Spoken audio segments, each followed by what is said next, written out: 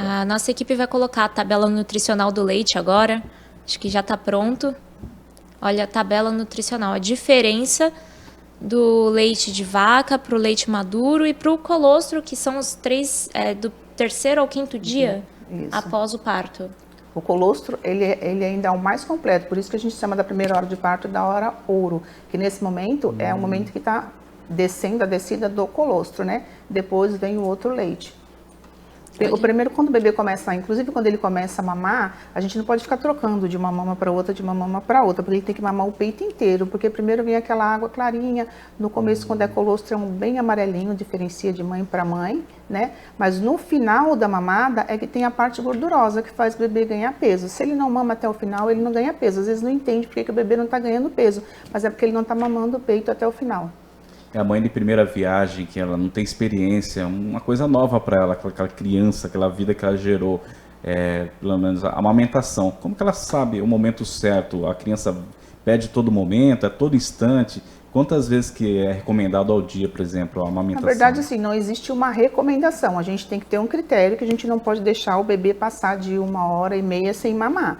Mas ele mama a todo instante. Quem faz o horário dele é ele mesmo. No começo, chega a ser bem cansativo, porque eles querem a todo instante. Porque à medida que eles mamam, eles fazem xixi, eles fazem cocô. E aí eles querem ir de novo. Mas conforme vai passando o tempo, ele vai dando mais uma certa distância. Mas o que a gente tem que prestar atenção? Não pode passar de 1h30.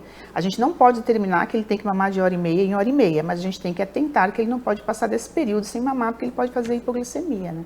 Você chegou a 2 horas, por exemplo, aproximada. A gente tem que acordar. Chama pelo nome, né? Quando a gente coloca no peito, é sempre importante que o bebê abocanhe toda a auréola da mãe, porque se ele pega só no mamilo, ele vai machucar e não vai sair, porque as bolsinhas de leite, elas estão atrás, né? Quando abocanha toda a auréola.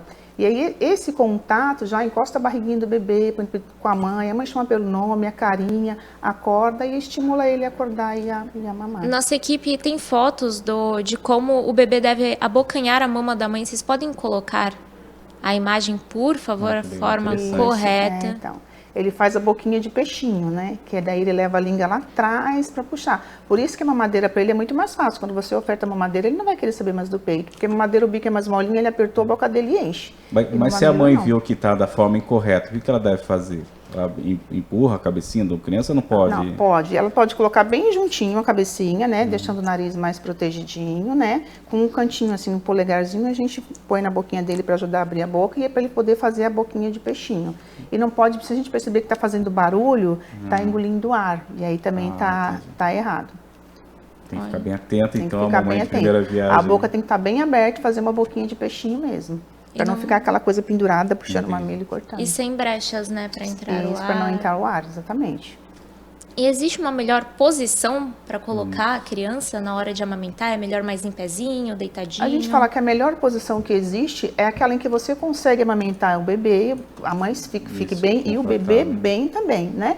Mas é importante que a gente tem uma posição da cabecinha para não ficar muito... Pensa uma pessoa, a gente comendo deitado, é bem difícil, né? Então, mas tem algumas que põem sentadinho, né? Tem aquelas que tem gemelares que põem as almofadas e fica um de cada lado, mas não muito com a cabeça muito pendurada. Interessante aí na tela mostrando muito legal. O momento da amamentação. E para mudar a posição, por exemplo, digamos que ela amamentou do lado esquerdo, depois ela...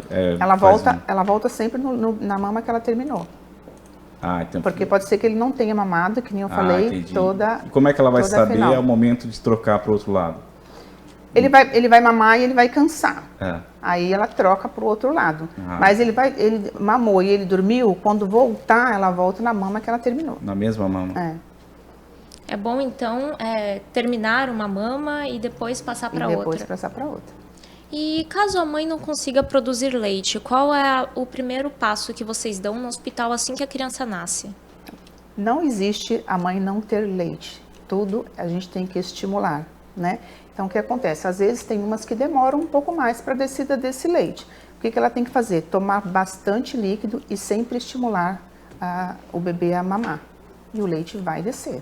Não existe leite fraco, não existe mãe sem leite.